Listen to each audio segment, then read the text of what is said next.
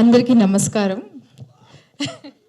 నేను టైం అయిపోయింది కదా, ఎక్కువ టైం తీసుకోదలుచుకోవట్లేదు. ఈ సినిమాలో నా క్యారెక్టర్ ఎగ్జాక్ట్గా ఎంతసేపు ఉందో అంతసేపే మాట్లాడదలుచుకుంటా.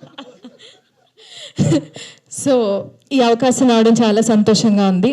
నా చిన్నప్పటి నుంచి అని చెప్తే ఇంద్రగంటి గారు హర్ట్ అవుతారు కాబట్టి ఎప్పటి నుంచో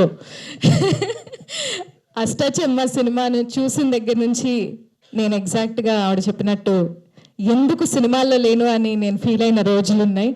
ఆ మెత్తటి వెచ్చటి పింక్ టవల్ ఆ డైలాగ్ని గుర్తు చేసుకొని రోజు లేదు. సో అలాంటి legendary people are sitting in the front row and sharing the screen with them.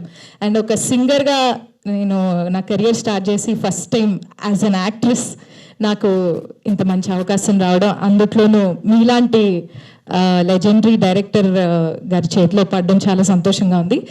So ఇంతకు మించి నేనేం చెప్పదలుచుకోవట్లేదు. April 18 సారంగపాణి జాతకం రిలీజ్ అవుతోంది. అందరూ డెఫినెట్లీ థియేటర్స్కి వెళ్ళి వాచ్ చేయండి. సారంగా సారంగా అమ్మాయి అవునంది ఏకంగా. So please watch Saranga. Thank you, Samina. Thank you very much.